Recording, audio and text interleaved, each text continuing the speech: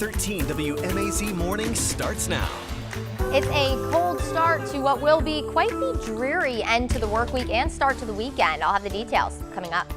Months after a Southwest High football player's death, we now know what caused it and what didn't. The latest from the Georgia Bureau of Investigation. And the Lawrence County School District now mourning the loss of one of their own after a deadly crash. What they're asking you to do as they remember a high school senior. Well, good Friday morning. You're taking a live look over Truist Park in Cobb County. The time is now 6:31 a.m. on this November the 5th. This is where the Atlanta Braves parade will end today with a ceremony and concert following at the stadium. Of course, you know it's time to celebrate our home team's huge win over the Houston Astros at the World Series this week. I'm Wanya Reese. Thank you so much for staying with us. And if you are heading out there, whether it be in ATL or MacTown, you are going to need a jacket, Courtney. That's right. Yeah, you need to bundle up, and not just a light jacket, something thick. Even a hat, not a bad idea, because look at the temperatures to start the day. We're in the low to mid 40s, 45 in Macon, 45 in Warner Robins, 43 in Gordon, 48 in Unadilla. That seems to be one of the warm spots this morning. And we're at 42 in Sandersville. Not only is it cold, but it's also breezy. Take a look at the wind speeds, anywhere between 5 to upwards of 7. We'll look for a wind today, 5 to 10 with gusts as high as 15 to 20. So what does that mean? You pair that with the cool air and the cloud cover, it's going to feel colder. Some of us are feeling more like the low 40s, 41 in Macon and in Warner Robins. It feels like 39 in Thomaston. It feels like more like 40 in Eastman and in Dublin. So again, jacket, hat, all of it, a good idea. Now, as we go through the day today, conditions aren't going to improve all that much. We're going to see overcast skies, maybe a couple of peaks of sunshine, and temperatures only in the 50s. Now, some of us are even going to experience a cold rain as we head into tonight. I'll time all that out and, of course, give you the details on your weekend forecast. That's in just a few minutes. Well, thank you, Courtney. More than 3 months after the death of a Bibb County student, we now have answers in what caused it. Coroner Leon Jones says the Georgia Bureau of Investigation medical examiner reported that Macon's July heat did not kill Southwest High football player Joshua Ivory Junior. According to Jones, Ivory died from an abnormal heart rhythm, which Jones says caused Joshua's heart to stop beating. The rising sophomore collapsed during a football practice back in July and later died at a hospital. A devastating loss. Those are the words coming from the Lawrence County School District as they now remember one of their students. They say East Lawrence High senior Brianna Dice died after a car crash yesterday morning. The Georgia State Patrol says it happened around 8 a.m. around the intersection of Lovett Scott and Snowbridge Roads. GSP says a 15-year-old passenger in Dice's car and a 17-year-old driver of another car were hurt in the crash. The school district says Dice's kind spirit touched the hearts of everyone she knew. They say since 6th grade, she's been a member of the Band of Gold and was finishing up her senior year as a clarinet section leader. They are asking that you keep her family, friends, and faculty in your prayers, and we're certainly sending our prayers to them as well. The man awaiting trial in the death of a Bibb County deputy now faces more charges after a second fight in the Monroe County jail. A report from the Monroe County Sheriff's Office says Albert Booz hit a deputy in the face.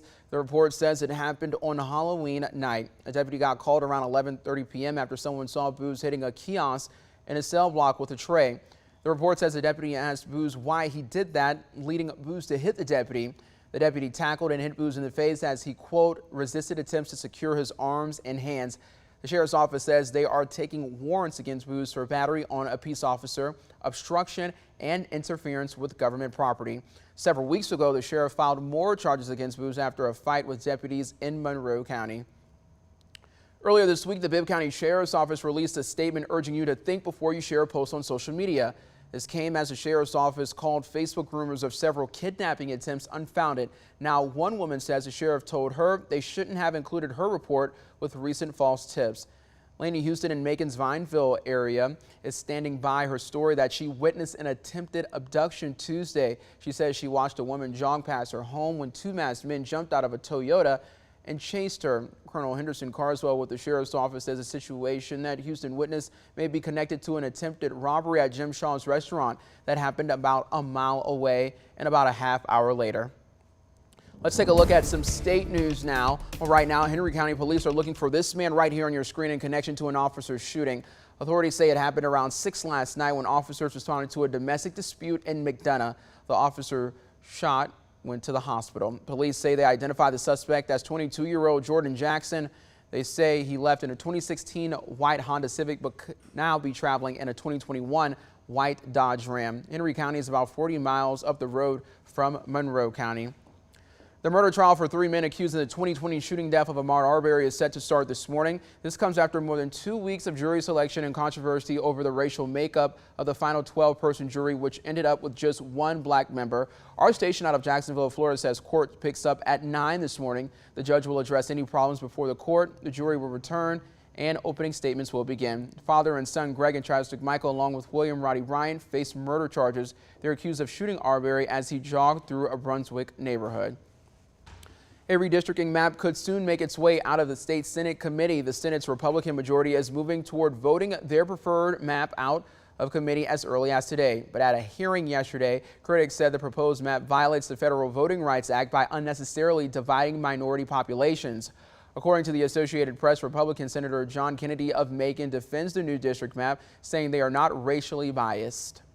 We now know the final 2 candidates who are going to be running to become Atlanta's next mayor out of a field that started with 14. The Associated Press reports that City Council member Andre Dickens clinched the second spot. That means he'll face City Council President Felicia Moore on November the 30th. She got about 40% of the vote on Tuesday. Dickens beat former Mayor Kasim Reed by just over 600 votes to advance to the runoff. Next week, the country recognizes military veterans. November the 11th represents Veterans Day, a time to say thank you to the men and women who have served in the armed forces.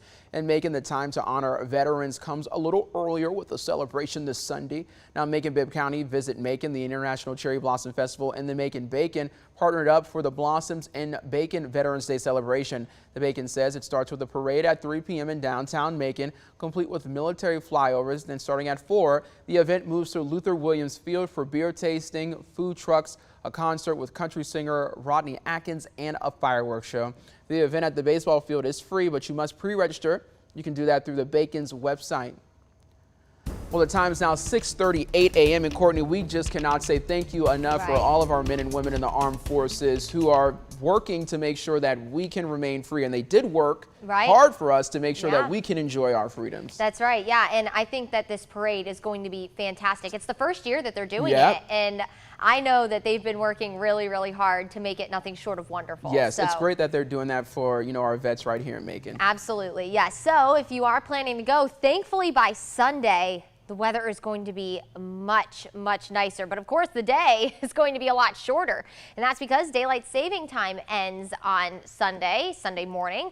So don't forget to turn those clocks back. Of course, a lot of your phones and your laptops, they will do it automatically. But that means sunrise will be at 6:56 and sunset, take a look at that, at 5:39. It's going to be an early evening, which us folks on the morning show do not mind one bit. It's a lot better than earlier in the year when the sun sets past our bedtime. Okay, everybody, happy Friday. Happy first Friday of the month. So naturally that means first Friday in downtown Macon. Lots going on down there, concerts, lots of food, vendors. It's going to be a great night, but it will be cold. So the weather not necessarily going to cooperate too well. And of course, don't forget it's burger week. Go get those burgers while they last. 6 o'clock tonight, it is going to be cold. Temperatures will be in the 50s, more clouds than sun. Today, we're going to experience overcast skies, and we could see maybe a peak of sunshine or two, but for the most part, it's going to be cloud cover. And then as we head into the evening, we're also going to be watching for a chance for rain, mainly south of Macon. I think for the most part, we should be dry in downtown Macon, but be sure that you have that jacket with you. You are looking live on top of Truist Park in Atlanta. This is going to be a busy spot later today, and I know it's going to tell me Perry. Here at home, it's cold out there. It's cold in Atlanta too. No matter where you're going across the Peach State today, it is going to be very chilly. Now, of course, another part of that story is that it's breezy. Northeast wind at 8 miles per hour, gusting at 16, so it's feeling more like 40 degrees. And area-wide, it is feeling more like the low 40s and even some upper 30s. Bundle up as you head out the door, and you're going to need to keep those jackets with you today. 45 in Macon and in Warner Robins. We're at 43 in Forsyth and in Gordon, 48 in Montezuma, and 44 in Eastman. That wedge still in control. That's bringing that cold air from the northeast into our forecast. Now it's fighting with a low pressure system that's bringing us that cloud cover this morning, and it's going to offer us a rain chance as we head into the evening tonight. We'll time that out for you with the high res here. So as we go through the morning, we'll be dry. Meanwhile, that low will be tracking across the peninsula of Florida, bringing with it rain and even a threat for severe weather. Thankfully, we're only going to get rain from this system. As we head towards 5 o'clock tonight, that's when the rain will start to move in from the south and stay mainly south of Macon for the evening. Now, the models have been trying to bring in a little bit more of a widespread rain chance tonight, like through the overnight into tomorrow morning. So it's possible. I have us at a 50% chance now for Friday and Saturday, and we'll keep that rain chance going into tomorrow morning. We should start to clear out by tomorrow afternoon. So, of course, with that rain in play tonight for the Friday night football games, if you're south of Macon, not only is it going to be cold, but it's going to be rainy. Light rain for the most part, but pair that with the breeze, it's going to be a pretty dreary night over on the football fields tonight. Otherwise, if it's not raining, if you're mainly north of Macon, it's still going to be cold. We'll round out the night with temperatures in the 40s. Let's take you into Saturday. So rain again, mainly for the morning. Once that low starts to push away from the coast, we'll start to clear out. The rain will clear first. The skies will clear later. We will end up with mostly clear skies by the time it's all said and done. So Sunday, we'll wake up with a lot of sunshine, and without that cloud cover, it's going to get colder. Temperatures are going to drastically drop on Sunday morning. We'll wake up in the upper 30s and low 40s Sunday. So a couple of dreary days to get through today and tomorrow. Have the coats, have the umbrella just in case. We'll be back in the 60s with sunshine on Sunday, and then 70s return to the forecast Monday through Thursday of next week.